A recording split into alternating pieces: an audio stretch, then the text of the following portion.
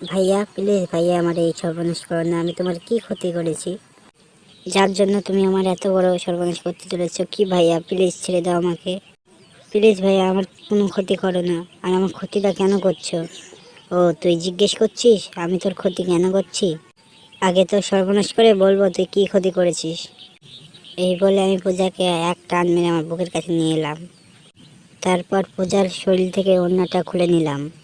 এরপর পূজার আমি জামা টেনে টেনে একদম ছিঁড়ে বিড়ে একাকার করলাম। প্লিজ দাদা, প্লিজ আমাকে ছেড়ে দাও, তোমাদের কি পায়ে পড়ি। কি সর্বনাশ করেছি আমি তোমার? প্লিজ আমাকে ছেড়ে দাও দাদা, ছেড়ে দাও। চুপ, একদম চুপ। আর একটাও কথা বলবি না, তাহলে তোকে গলা টিপে মেরে ফেলবো। আমার কাজ আমাকে করতে দে। পূজাকে এক ধাক্কা মেরে বেঁধে ফেলে দিলাম। তারপরে আমিও ঝাঁপিয়ে পড়লাম ওর উপরে। ওর শরীরের উপরে উঠে ঠোঁটে ঠোঁট লাগিয়ে দিলাম। আর ওর ওখানে ওই জায়গাটায় হাত বোলাতে লাগলাম। পূজা ওর হাত দিয়ে আমাকে বাধা দিচ্ছিল, কিন্তু ও কি আমার সাথে পারে?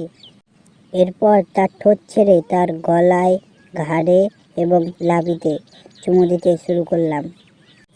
আহ ভাইয়া, খুব ব্যথা পাচ্ছি। আহ ভাইয়া, ব্যথা পাচ্ছি তো। ওখানটা নরম, কামড় দিচ্ছ কেন? কেউ কি ওখানে এত জোরে কামড় দেয়? হ্যাঁ? আহ, আমি ব্যথা সহ্য করতে পারছি না। না, আজ আমি তোকে ছাড়ছি না। আজ সমস্ত রাগ তোর উপরে ঝাড়বো, তারপর তোকে ছাড়বো। তার আগে না। আহ ভাইয়া, আস্তে আস্তে। আহ ভাইয়া, আস্তে আস্তে করো, ব্যথা পাচ্ছে তো। আস্তে করো, এত সহ্য ব্যথা করতে পারছি না। তোমারটা বেশি বড় আর মোটা। হ্যাঁ, আজ থেকে তোকে শুধু আমারটাই নিতে হবে, কারণ আজ থেকে তুই শুধু আমার। আজকের পর থেকে তুই আমাকে নিয়েই অহংকার করবি। কথাটা যেন মাথায় থাকে। আমার নিতেই অসুবিধা হচ্ছে। কথাগুলো বলেই অমৃত ভাইয়া আমার উপরে ঝাঁপিয়ে পড়লো আর আমার শরীরের উপরে সে নিজের মতো টর্চার করতে লাগলো। আর অমর ভাইয়া, সে তো আমার উপরে এমনভাবে কোনোদিনই করতো না। সে সব মেয়েদের যথেষ্ট সম্মান করে, আমাকে তো সে সম্মান করতো, কিন্তু আজ আমার সাথে এমন কেন কাজ করছে সে? সে যদি আমাকে ভালোবাসতো আমাকে বলতে পারতো, জোর করে এসব করার কি মানে? পূজা, জামা কাপড় পরে নে, আমার কাজ হয়ে গেছে। সুতরাং এটা তোর রুম, তাই এই ঘরে জামা প্যান্ট থাকবে, তুই পরে নে। আর আমি তোর একটা জামা ছিঁড়েছি, তার বদলে তোকে 5টা কিনে দেবো। ভাইয়া আমাকে ছেড়ে দেওয়ার পর আমার শরীরে ওঠার মতো ক্ষমতা নেই। তারপর মনে হচ্ছে গোটা শরীর বিষে টুকরো টুকরো হয়ে আছে। তারপর কোনো রকমে উঠে বসলাম। উঠে বসে দেখি যে বেডে আমার রক্ত লেগে। তারপর বললাম, ভাইয়া বলো, তুমি কেন আমার এত বড় সর্বনাশ করলে? আমার অপরাধ কী ছিল? একটু মনে করে দেখ কী করেছিস, তাহলেই মনে পড়বে। তোমার সাথে কোনো অন্যায় করিনি, যার কারণে তুমি আমাকে এত বড় একটা শাস্তি দিলে। সকালবেলায় বাবার কাছে নালিশ করেছি, আমি তোকে রেপ করেছি, তোর সাথে জবরদস্তি করেছি। এই বলে তুই তো কলেজে চলে গেছিস। এরপর বাবা আমাকে সকালবেলায় অবস্থ ভাষায় ইনসাল্ট করেছে। আমার গালে দুটা থাপ্পড় মেরেছে, শুধুমাত্র তোর মিথ্যে কথা বলার জন্য। বাবা আমাকে কোনো কিছু বলার সুযোগটাই দেয়নি। এবার বল, তোকে আমি কবে রেপ করেছিলাম?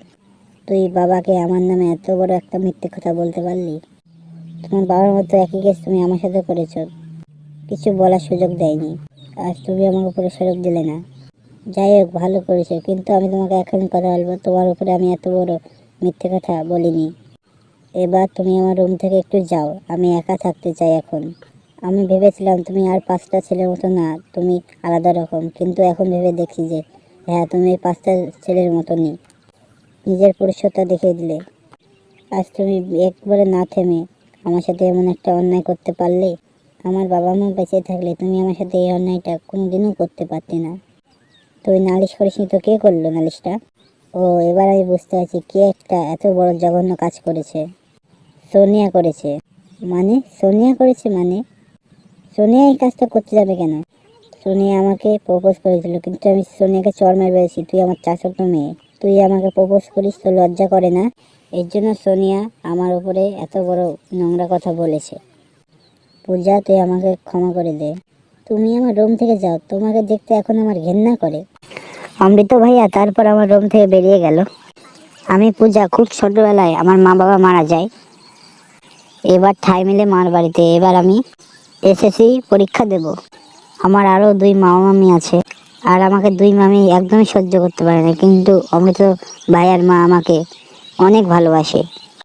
তো হ্যালো বন্ধুরা, তো তোমরা সকলে কেমন আছো? আশা করি অনেক অনেক ভালো আছো। তো আজকের ভিডিওটা একটু কি ছিল, আশা করি বিনা না টেনে পুরোটা দেখেছো। আর যারা যারা ভিডিওটা দেখেছো তাদেরকে এখন ভালো কথা বলার আছে যে আমাদের আর কিছুদিন বাদ দিয়ে 100K সাবস্ক্রাইব পূরণ হতে চলেছে। সেজন্য তোমরা আর একটু বেশি করে সাবস্ক্রাইব করতে লাগো, আর ভিডিওটা ভালো লাগলে লাইক করে দিও। তো আমাদের পরবর্তী ভিডিওতে তোমার সাথে দেখা হবে। টাটা, বাই বাই, আল্লাহ হাফিজ।